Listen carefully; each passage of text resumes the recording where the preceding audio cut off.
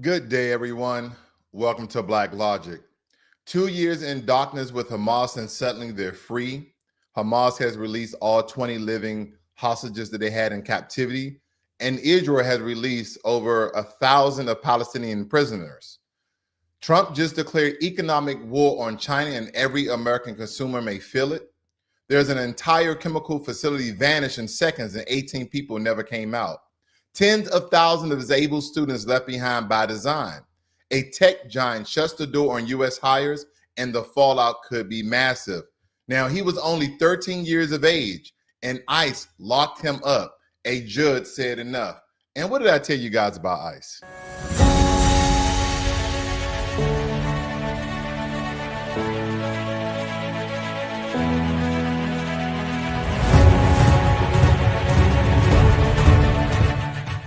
Now, of course, by now, the final group of living Israeli hostages that was taken during the October 7th of 23 Hamas assault has been freed after 736 days in captivity. Their release is reportedly part of a quiet ceasefire deal brokered by Qatar, Egypt, and the U.S. And the monument has triggered massive celebrations in Israel, but also opened debate. Why did it take so long for this deal to actually go through, and what concessions were actually made? And a lot of critics are questioning whether this was a political maneuver or humanitarian breakthrough, and what happens to the dozen still unaccounted for. So President Trump does score a win with this. This may put him on the highest, probably one of the top ranking for the next Nobel Peace Prize. Again, there's other conflicts and war with around the world that President Trump is negotiating peace deals. So again, this is great for the Israeli hostages as well as the Palestinian prisoners that was also released. So this is a good thing that President Trump has done. Now, President Trump announced that he will impose a 100% tariff on Chinese goods if reelected, which I don't know what he means by reelected. Is he still talking about that third term? Hopefully not. But responding to China's rare earth mineral restrictions. Now, the move would affect everything from prices nationwide. Trump said it's about economic independence, but a lot of us are arguing it will inflate consumer costs. Will the American citizens pay that bottom line of the extra in cost because of these high tariffs that he's putting on China? It may hurt small businesses and disrupt global supply chains. Is this the bold move that America actually needs during this particular time of massive layoff all across the U.S., or economic gamble with global blowback? Leave your comments in the section below. Put it in the chat, ladies and gentlemen, because again, for America, is this significant? Is this beneficial? Or this again may hurt American consumers because prices may rise because of these very large tariffs on China. Now, a powerful explosion at a chemical plant in Tennessee have left 18 workers missing and that they are feared dead. Now, the emergency responders say that the blast was so strong it shook homes miles away.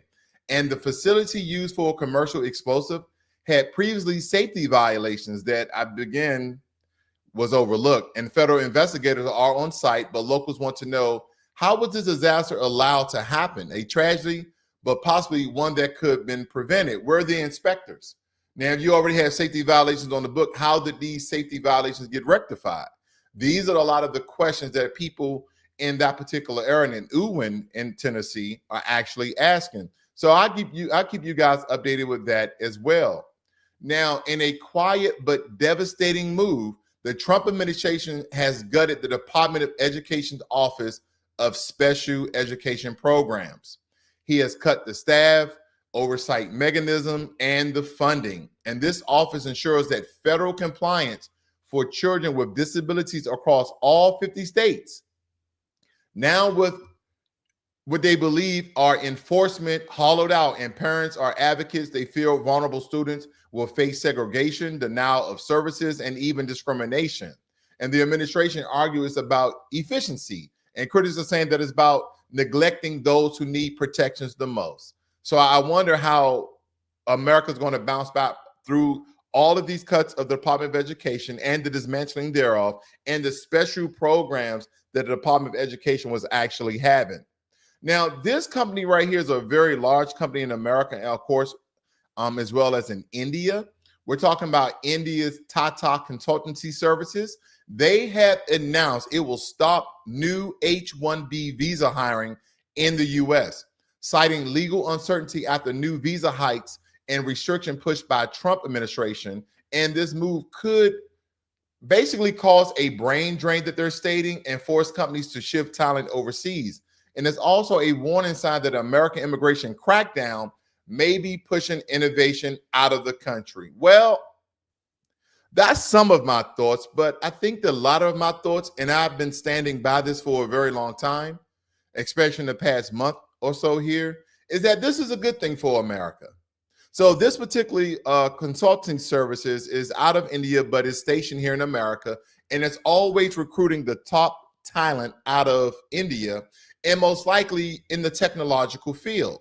So again, they're no longer going to recruit from India. Now, I don't know if they're going to recruit around the US, or they're going to move their services, or I don't know, dismantle their business here in America. I don't know their next move, and I'll keep you guys updated with that as well. But hopefully this company can now look for homegrown talent right here in America.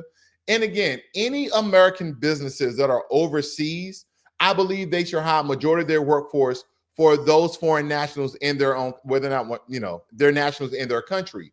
But if you're in America and the only thing that you're doing is recruiting or hiring people from different countries, and mostly the country that you originated from, I believe that's a false move. I believe that it doesn't speak well to economic partnerships from around the world.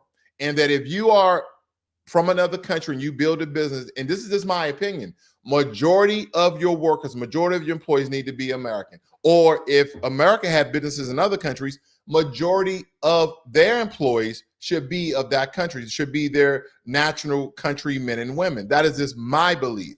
Now, they're only doing this to avoid that $100,000 H-1B visa fee that they will be paying year on and year out because of the partnership that they have with a lot of Fortune 500 businesses. So again, hopefully this will foster an environment that America change a lot of our educational curriculum, that we start teaching AI and coding and electrical engineering, software engineers, all of these things that will benefit American children and eventually benefit America. So we wouldn't have to recruit top talent around the world, and this so-called brain drain wouldn't even exist, because we really need to start investing in America and investing in American children as well as the adults, because the whole America First agenda, where it's at. I think this is one of the steps that we need to take to really live up to that slogan, America First. Because what does America First really mean? And I believe this is one of the things that President Trump is doing. And granted, I'm not a Republican, I'm not a Democrat, I'm not an independent.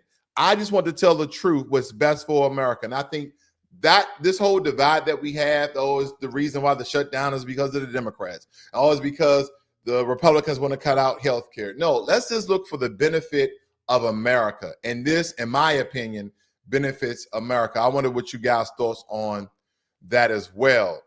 Now, when it comes to ICE, and I must put this as a disclaimer, not all ICE agents are doing a horrible job. Not all ICE agents are evil. But there's a portion of ICE, and those agents are despicable. Now, because a federal judge, let me blow this up for you guys. There was a federal judge in Boston. He has ordered the immediate release of a 13-year-old boy detained by ICE in what advocates call an unlawful custody case. Now, do not forget that this young man is 13 years of age. Now, they don't really give his ethnicity. They don't give his race or anything like that. I'm pretty sure he may be Latino or Black. I'm leaning more towards Latino because of his, I guess, detainment, no less. But this is a 13-year-old child. But people were telling me that the federal government and ICE could do no wrong. I've been reading your comments, and someone told me in the comment section that blew my mind that whatever ICE does, it's good for America. That's basically what I alluded that comment to, that whatever ICE does, the federal government does, is good. And I'm just like, that is when you start to really get into authoritarianism, you get into totalitarianism, you get into a dictatorship, because no one wants to question or challenge the government when we do things that we know that violates the law, because this child, which is a U.S. citizen, has been held in a detention center for weeks without access to legal counsel or due process. Now, this judge said that he can stay up in detainment up until October 17th. And the people that he's detained with, none of them are related to him. So he's around all these strange men in this detainment center, and he's a 13-year-old boy. Now, of course, this case now joins a growing pattern, in my opinion, of ICE abusing, targeting children and American citizens alike.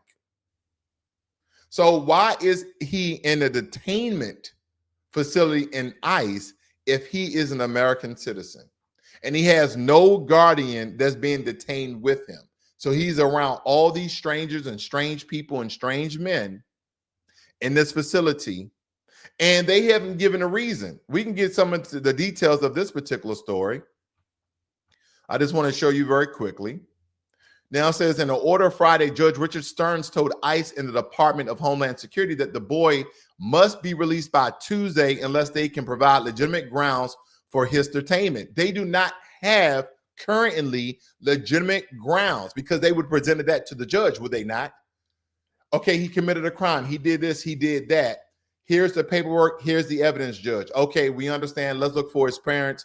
Let's put him in a delinquent center, maybe some sort of child detainment center, something of those lines, but definitely not with grown men and women. You see what I'm getting at here? And it says Stearns' order states that the boy must get a hearing before an immigration judge no later than October 17th to consider bail, according to Mass Live. Now, the order also indicates concerns that the boy is being held presumably in the company of unrelated adult detainees. And again, it states here that the details regarding where and why the boy was arrested have not been publicly released because he is a juvenile. He's not even in a juvenile facility, ladies and gentlemen. They put him with grown men and women. They don't even have evidence of a crime or a violation.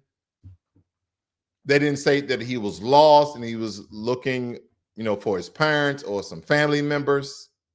But this is the ICE I was talking about. Not every single ICE agent or those who were deputized to be ICE agents, but there's a portion of them. And I kind of did a special last week on those ICE agents in Chicago. A great many of them are violating the law, whether it be humanitarian, ethical, moral, or just basic constitutional rights. But again, if you guys want to stick up for people who are doing the wrong thing, then the America that you want will burn in flames.